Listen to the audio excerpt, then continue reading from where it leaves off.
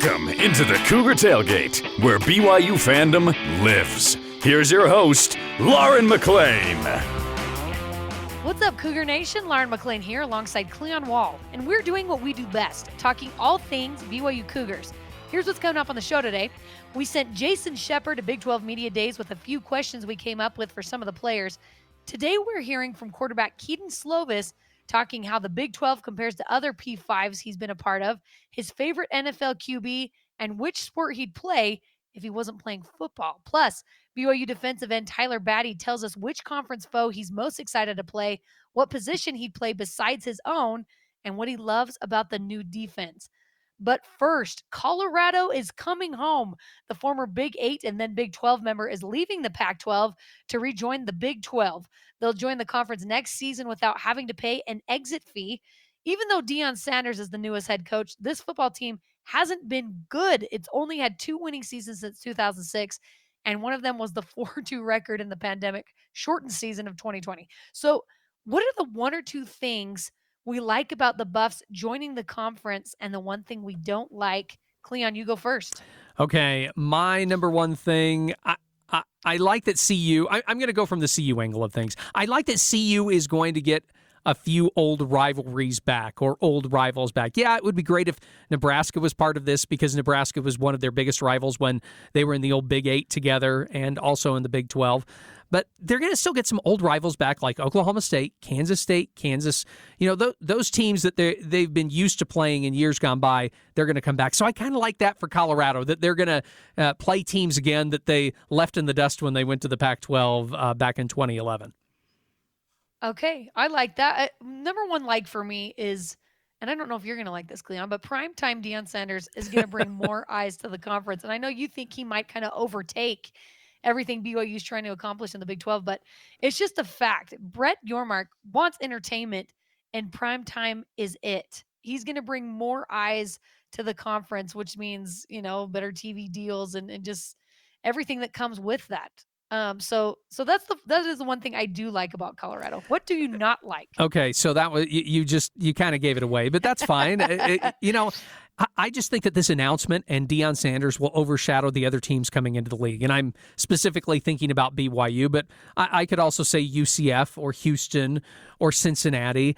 CU, I know they've been bad at football, but they're a P5 team, and that's what the Big 12 wanted. But I'm afraid that it's just going to overshadow that UCF actually had a really good season last season, and they are the best team. You know, if we had to go last season to this season, they're the best team coming into the Big 12. BYU could have one of the better teams or maybe the best team in the next few years, but, I guess we have to wait and see. I'm just afraid that this is all going to overshadow the good news of the teams that are coming in. Well, and that's one thing I don't like. Colorado has been really bad at football. They were slated to be the Utes' rival when they joined the Pac-12, and that never happened because they weren't good. Do you remember Ute fans were like, well, Colorado's our new rival now? Yeah, that didn't happen. It didn't happen. The Utes thrived, and Colorado did not.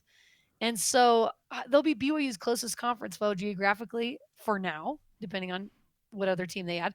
And I don't want the conference to push that on BYU. I don't want Colorado to be the quote-unquote automatic rival for BYU because they haven't been good. And honestly, you're afraid that Deion Sanders primetime might overshadow the new teams. Give it 1 year, and if they're not good, then that shadow's going to get a heck of a lot smaller. What's one more thing that you like? I like that BYU can now go to Colorado recruits and say, hey, we're right next door. You know, you don't have to I know they've had that maybe with Utah also, but everyone's going to be rating Texas. I think BYU can now go into Colorado and say, hey, we're right next door. We're not that far away. Your parents are like an 8-hour drive or a 1-hour flight to come to Provo, or vice versa. They can go home pretty easy. They don't have to worry about flying all the way out to California or other states to see their kids for road games. Yes, it might be a little bit of drive to Oklahoma and Kansas, but it's not a bad drive. And so I like the fact that BYU can now go to Colorado kids in a recruiting way and say, hey, guess what? We're right next door. And we'd love for you to join our team, and your parents aren't that far. You're just far enough away, but you're not that far away that you can't come over and visit every once in a while. Yeah, I like that. My last is I like that the Big 12 is expanding more teams to the West. Yormark wants to go coast to coast, and he's covering a lot of ground so far. TV companies have to be salivating of the Big 12's potential and its countrywide audience, and I think that's been the goal. And Colorado, I think, is a good step towards that. So the Big 12 isn't going to stay at 13 teams. Who is the team, Cleon, that you would like to see the Big 12 add next year? And there's only, I mean, as far as we know, only going to be one more team. And let's be realistic here. Who's that one team for you? I want to say Utah because I love the rivalry, but I think they're staunch in remaining in the conference. I think they want the Pac-12 to survive. I'm going to say Arizona State, and here's why. It would mean that Arizona is more likely to come over now to the new Big 12. It's another close neighbor. BYU recruits pretty well in the state of Arizona, and that would, fit them well. So, yeah, maybe a little selfish there. But if Arizona State leaves, what does that mean for Oregon and Washington? I mean, why not? Maybe they can just sit there and say, hey, we got Arizona State. Hey, Oregon and Washington, you want to join our conference too, even though I know you want to go to the Big Ten. But, hey, we can be a way station until that happens. Well, Oregon is mine. Speaking of Oregon or San Diego State, but let's start with Oregon. Oregon's the new top dog in the Pac-12. They have a solid brand in every sport. They get national attention every single year. Realistically, Oregon would be the one other pick that I would like to join the Big 12. And if not, San Diego State for me. I feel like they deserve to be in a Power 5 conference. They've been really solid in football and basketball over the last decade, and it'll bring in a California audience to the conference. So those two would be my realistic picks for that last spot in the Big 12. Let's switch gears a little bit and talk about BYU because fall camp is coming up next week, and they have a unique look on both sides of the ball. The offense has a new quarterback, new starting running back, couple new wide receivers. On the defensive side, there's a brand new defensive scheme with DCJ Hill, and that everyone's excited to see. So there's a lot of change this season with fall camp. It's going to be vital to sort out the roster and prepare BYU football for the biggest season in its history. Cleon, what are 3 things you want to see happen at fall camp on the offensive side? I want to see the offensive line mauling some guys. I would love to see at the end of the season Keaton Slovis not injured or injured very little, and a BYU rush game that's averaging close to 6 yards an attempt. The only way that's going to happen is if the offensive line is doing its job the majority of the time. I'd like to see a line that's going to be mauling the other side of the ball and a deep line so that if someone gets injured, because someone's going to get injured, that they're going to be able to still maul the other team. We have a QB that likes to throw the ball. I want to see the ball thrown more to wide receivers, tight ends, running backs. I want to see this ball slung all over the field, and I want to see BYU be able to convert their 4th down tries. This kind of goes back to the offensive line thing, but it also comes down to a running game that can bust out and do some things if things start to break down. So that's what I want to see. We need a bruiser who can get a few yards. So. Or maybe a guy who can get on the edge and be able to pick something up, or a reverse. I just want to see them be able to convert 4th downs, whatever that is. So I want to see them practice that and get that down because we know Kalani likes to go for it on 4th down. I want to see them be able to convert those 4th downs. I'm 100% with you on that. That was brutal to watch last season. Number 1 for me, I want to see clear front runners at running back and wide receivers. Who's going to be Keaton Slovis's go-to guy? I feel like when you have those clear front runners, you have more chemistry and more confidence moving forward, which you have to have come game 1. Number 2 for me, get Jake Retzlaff game ready. If we know anything about BYU, it's that if you were a quarterback, expect to play. If you're the backup quarterback, it just happens year in and year out. Should Keaton Slovis get hurt, heaven forbid, I want Jake to be ready to step in without much of a drop off. And number 3 is I want the offense to establish an identity. This is who we are, and let's stick to it. And I feel like they've done a pretty good job of that the last couple of years. On the defensive side, Cleon, who do you want to see, or what do you want to see from Jay Hill's unit? I want to see a competent defense. I'm not expecting miracles. I just want to see them play enough to win games, get some key turnovers, have memorable positive plays. At the end of the season, I want to say, hey, you remember when the defense did this? Do you remember when the defense did that? You remember that great sack at this key time? I want to hear about those because I know at times they're going to give up big plays. So I want some memorable positive plays on defense. So I just want them to be competent.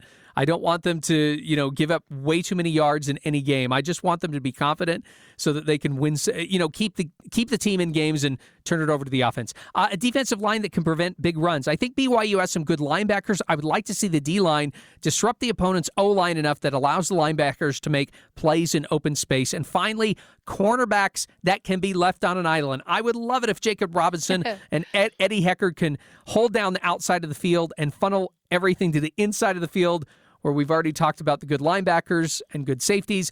Listen, I don't expect shutdown corners, but just make enough good positive plays to get the offense back on the field. And so that's kind of what I'm hoping from the defense.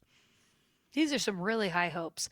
Number one for me on the defensive side, I want to see discipline on the fundamentals. There were too many missed tackles and assignments last season.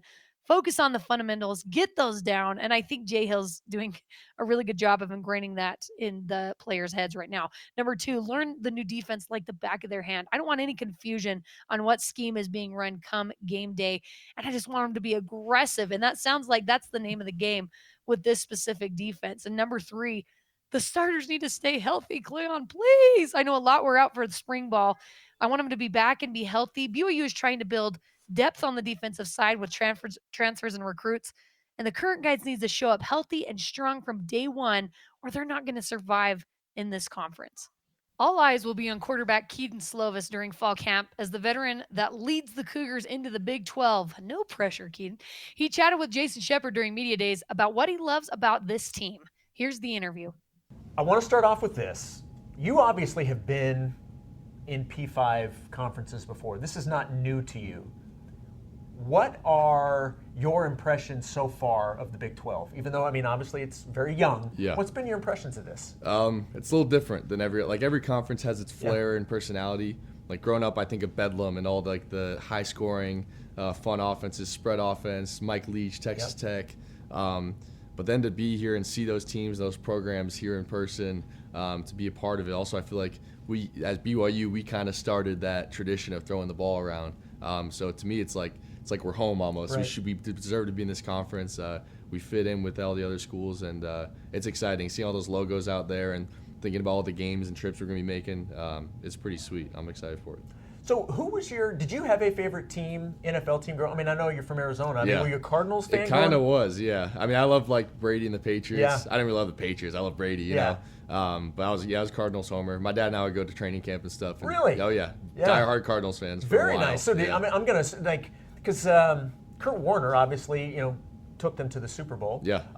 Were you able to, I know he's down in that area. Have you ever had any interaction with him? He was my high school offense coordinator. Oh, that's actually. right. Yeah. Yes. So that was crazy too, because growing up, it was like Cardinals were awful forever, and then Kurt Warner shows up, takes us to the Super Bowl. Yes. And then we're pretty bad again until Palmer comes. But around that point, Kurt he moved into our area. His kids were my age and started playing football. He started coaching, and so at first practice, you're like, holy crap, that's Kurt Warner. And then it gets more and more normal. And now Kurt, we text a good amount and talk a good amount. And when I'm back home, I might throw with him here and there. But that's like childhood me would be freaking out if he knew what would happen in the long grand scheme of things. Did you have was there a quarterback idol you had growing up? Yeah, it was probably Tom Brady.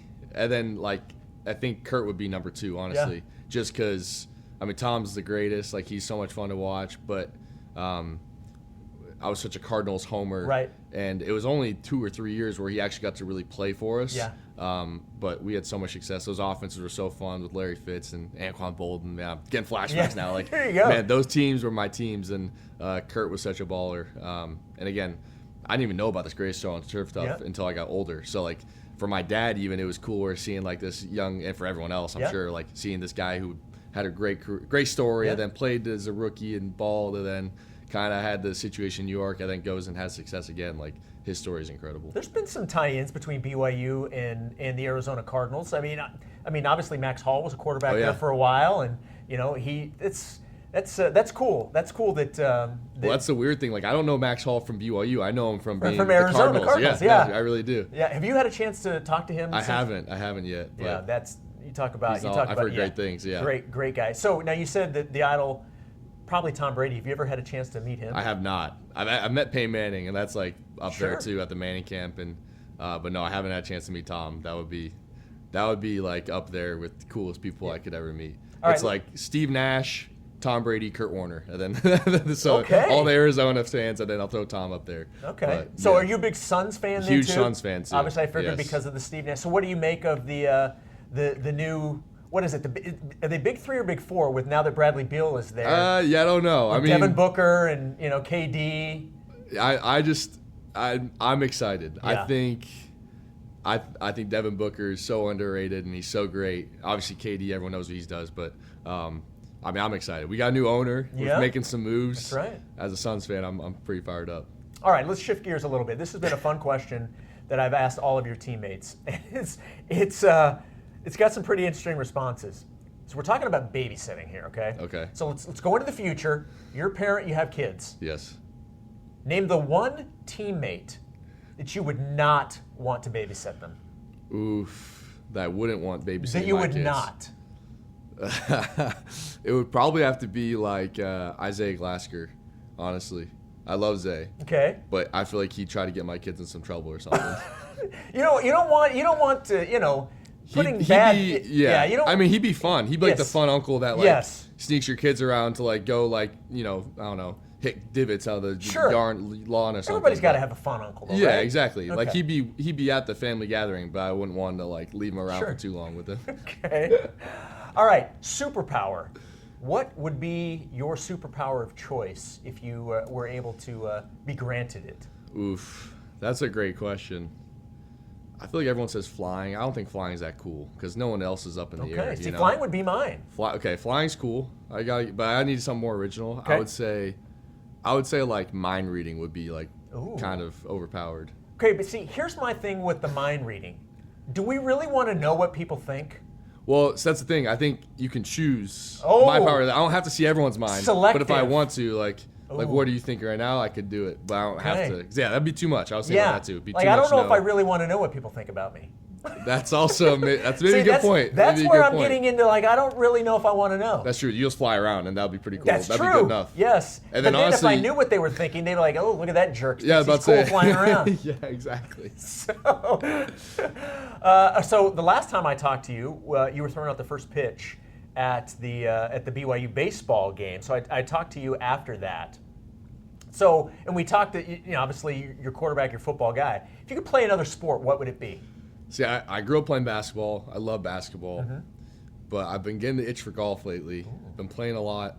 And I look at, I watch PGA Tour sometimes and watch all the events. And I'm like, man, that would be a great way, great sport to play if you were good at it. So do you play enough? Do you play a lot? I play a good amount now. I say I play twice a week at least. Really? Especially in the summer. During the school year, you don't get out as much. But I played a good amount. I actually played with John Beck on Monday. So very nice. Yeah, picking his brain too, I would imagine. Oh yeah, just a little bit. Yeah. Well, Rico was telling me he works at a golf course. He could probably hook you up. Oh yeah, I didn't know that either. So I heard that a few hours ago. We were talking about golf with Ben, trying to get him the right clubs and stuff. And so I was like, I might need to hit him up, get me on the course after twilight hours. After everyone's going in, that'd be fun. All right, last question. How excited are you for this year? Everybody's so excited, not just for everything around the Big-12, but this team's going to be fun.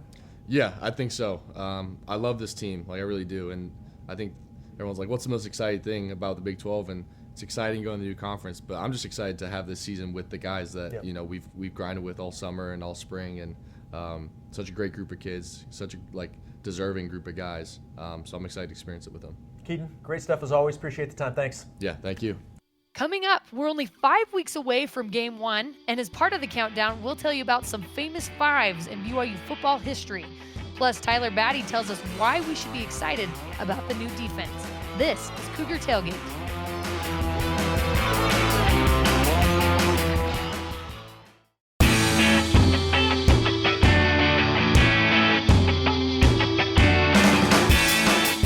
Welcome back to Cougar Tailgate. I'm Lauren McLean alongside Cleon Wall.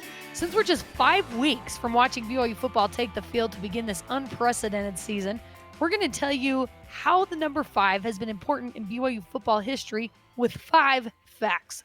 Number 1, in 1996, BYU finished 5th in the AP poll and became the first team in the NCAA to win 14 games in a season. 96, Cleon. Those are the days, I'm huh? getting a tear in my eye. I was a student then. Yep, I remember it well. Anyway, okay, sorry. Good Yes, stuff. that I have fond memories of that 1996 team and the 1997 Cotton Bowl. So, but that doesn't deal with the number 5. Let's go back to Jim McMahon was drafted number 5 overall in the 1982 draft. And then Ziggy Ansah was also drafted 5th overall in the 2013 NFL draft. So there you go. 2 great players who played for BYU who went number 5 overall in the NFL draft. And lest we forget, when BYU joined a Power 5 conference, BYU joined the Big 12 on July 1st of 2023. Very significant. Oh, that's great. Steve Young was inducted into the college football. This is a bit of a stretch. I'm going to tell you, folks, right now. This is a bit of a stretch, okay? Steve Young We're all about bit of a stretches. Steve Young was inducted into the College Football Hall of Fame and the Pro Football Hall of Fame in 2005, or maybe it was 5 years after the year 2000. After the year 2000. So, yeah. So, bit of a stretch, Listen. but whatever. Anything to do with Steve Young, we're gonna find the number 5 anywhere in his history, and we're gonna include it. Number 5, Andy Reid is 5th all time in NFL wins as a head coach. That's pretty cool. Yeah. Truthfully, 5 is pretty significant in BYU football history. So moving on, junior defensive end Tyler Batty is one of the leaders on the defensive side of the ball and ready to show what he can do playing with the big boys. He sat down with Jason Shepard at Big 12 Media Days, and here's his interview. Tyler, we're here. Like, it's Big 12 Media Day. Is this what you had hoped it would be? Like, now that you're here and you sort of see how grand this all is, take me through what's going through your mind now that this is reality. Yeah, absolutely. I mean, I didn't really have any expectations, for it other than, like our media day, what we've done at BYU. But it's been super cool. Just having all the teams here, having all the players here, from the other schools, and yeah, just all the media members as well, right? There's like 700 or however many of them here. Crazy, isn't it?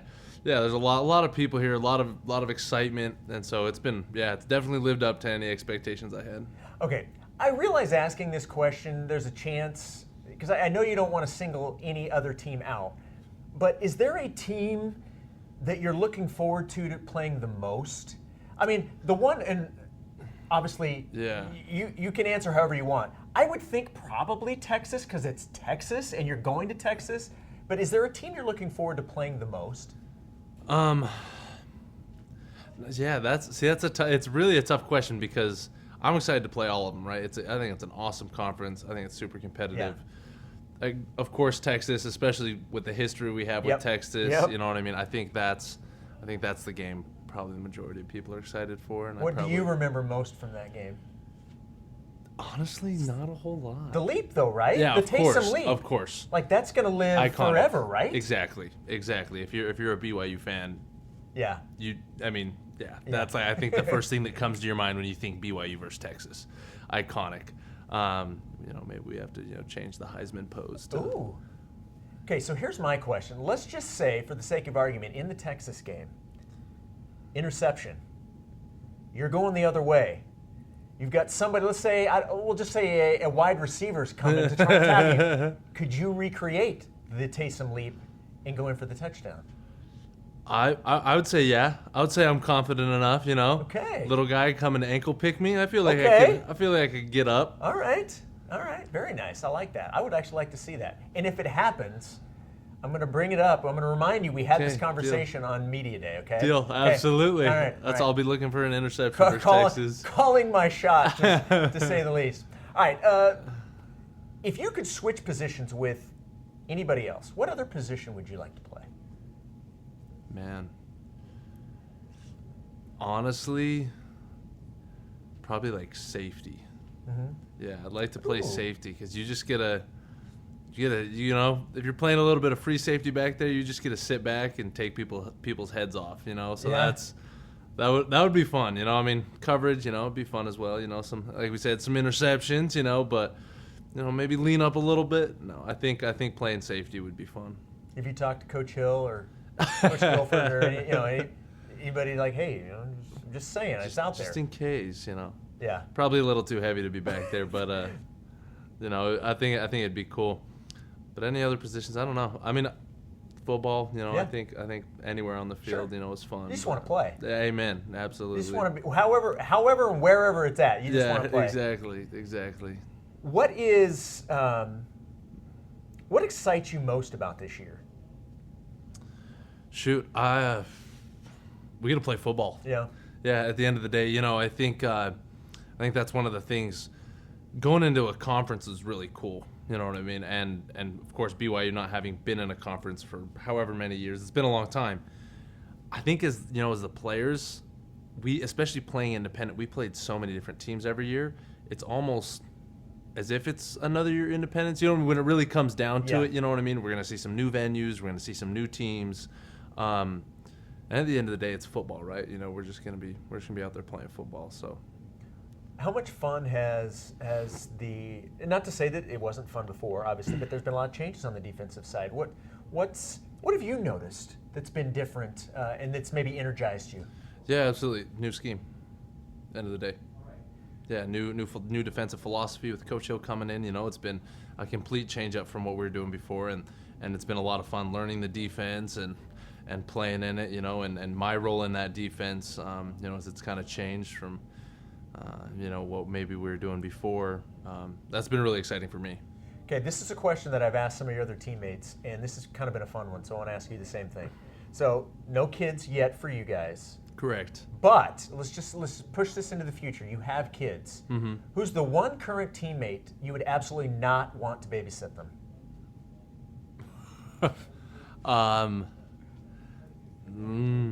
Okay, first, who would you want to babysit them? Talmadge Gunther. Oh, that, like, no hesitation. Yeah. Okay, so why Talmadge? You know, Talmadge is just great guy. Already has kids of his own. Yeah, You know. Okay. Seasoned. Yeah. All right, so you did not hesitate. Yeah. Okay, so now we got that one. The other side. Shoot. Who don't you want to babysit? Oh, man. You're thinking of somebody. You're just deciding whether you want to say it. Man. Well, it's tricky. I don't. You know. Cody said Micah Harper. He wouldn't let Micah. He wouldn't Micah because he knows they're too close. He knows he has too many stories he can tell the kids. Yeah, exactly. I'm weighing the same things right now. I'm weighing the You're same like, who things. knows what about Exactly. me? Who's going to get me in trouble with my own kids? Exactly. Man. Shoot. Would you let Ben Bywater babysit them? We're going to talk with Ben coming up. Probably not. You know, I'd probably give him to Talmadge before I gave him to Ben. No. John Nelson? No. Okay, that was quick. Why no immediately? You know, just want to keep my kids safe. Oh, you know? Okay. You know, I'm risky enough as is. If I'm loaning them out to someone, you know, I want them to be extra safe, not. You know, John, I would say John's too much like me. Okay. You know what I mean? We share too many similarities. Okay. You know, I know, Yes. I know John too well. You know, Yes. I know tendencies. No, John's a great guy. But no, I don't know if I'd let him babysit my kids. While we're on the subject of babysitting, how good of a babysitter do you think you'd be? Stellar. Really? Yeah. Grew up with lots of little nephews. I think I could take care of business. Very nice. Tyler, great stuff, man. Always good to talk to you. Absolutely. Yeah. Thanks for having me. Appreciate it. And that does it for us today. Thanks again to Keaton Slovis, Tyler Batty, and Jason Shepard for coming on the show with us. You can join the Cougar Tailgate wherever you get your podcasts, on Apple, TuneIn, Stitcher, Spotify, or on BYURadio.org. Cougar Tailgate is a production of BYU Radio.